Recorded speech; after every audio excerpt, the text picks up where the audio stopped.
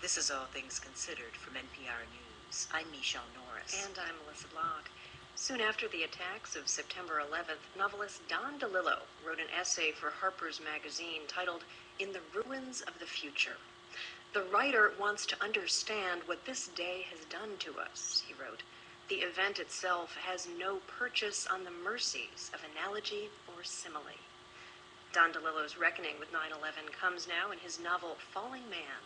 At its core is the story of a man who survives the attack on the Trade Center, walks down out of the North Tower, bloodied and dazed, walks down and returns home to his estranged wife and young son. The novel starts with a strong image of a man walking through a storm of dust and ash, and that was the image that compelled me eventually to sit down and start writing. I didn't know who the man was at first, but what I did know was the fact that the briefcase he was carrying was not his, and that seemed to suggest a mystery that needed to be solved. This briefcase that you mentioned is a briefcase that he is handed as he's walking down the many, many, many flights of the North Tower to escape what's happened. Yes, but he is not handed the briefcase until the very end of the novel. The book begins about 10 pages from the end. That is, the main character, Keith Neudecker, is introduced all over again.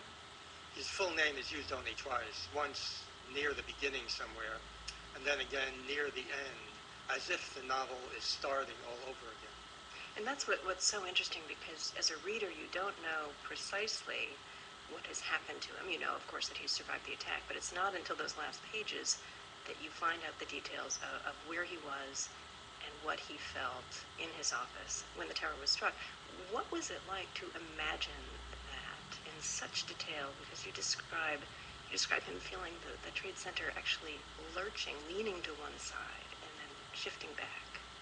I think a number of witnesses have described that lurching, and that was the first inkling I had that this would become part of the book.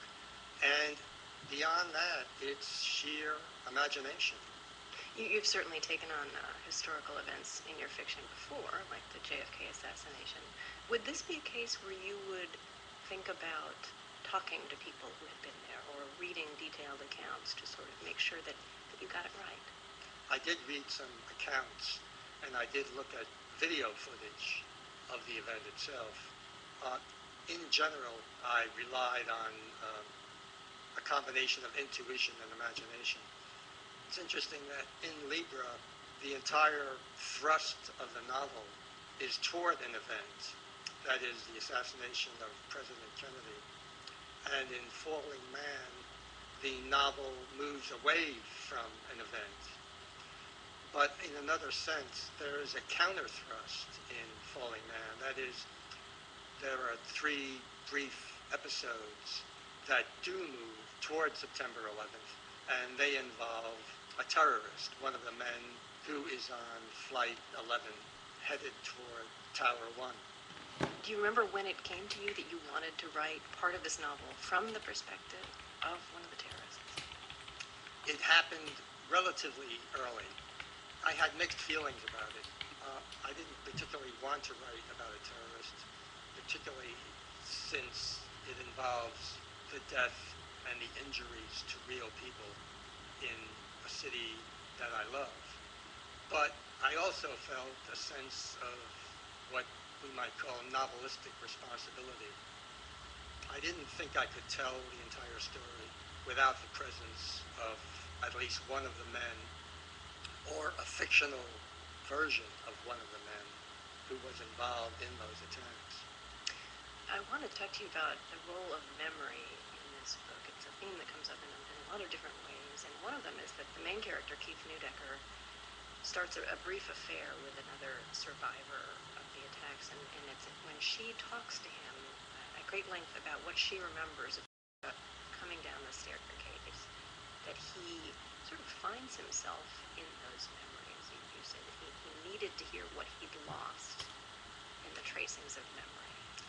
I think he may be suffering some sort of dissociative amnesia that the shock of the attacks induced in him.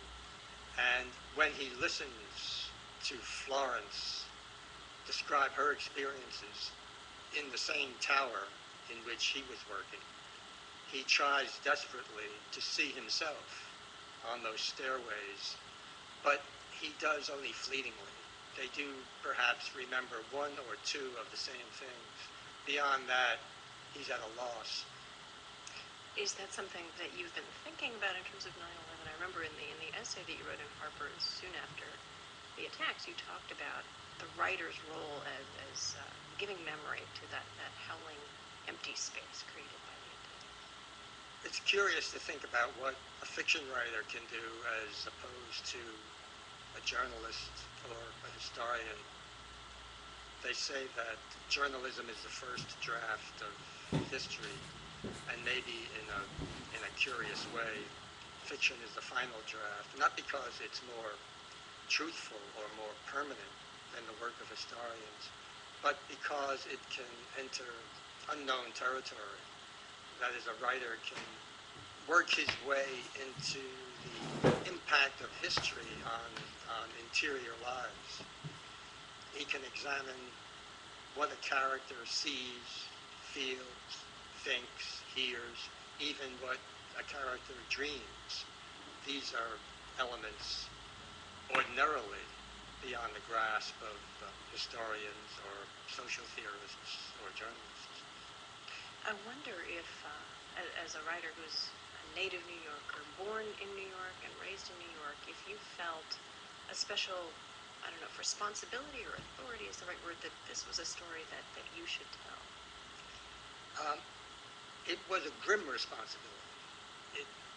It was the toughest novel I've done in this emotional sense, yes. It was very difficult to do. I'm not sure it's accurate to say I felt a responsibility. I suppose I felt a responsibility to the idea, but behind the idea was an extremely grim moment in the history of this country. And several months ago, I was in the Texas Hill Country and came across a large granite boulder in which were inscribed the words, September 11, 2001, we will never forget. And it had an effect on me. It was a curious thing to find in such a remote place. And it made me understand that I was not going to be able to escape this event on several levels, including the fact that I did feel a writerly responsibility to follow it to the end.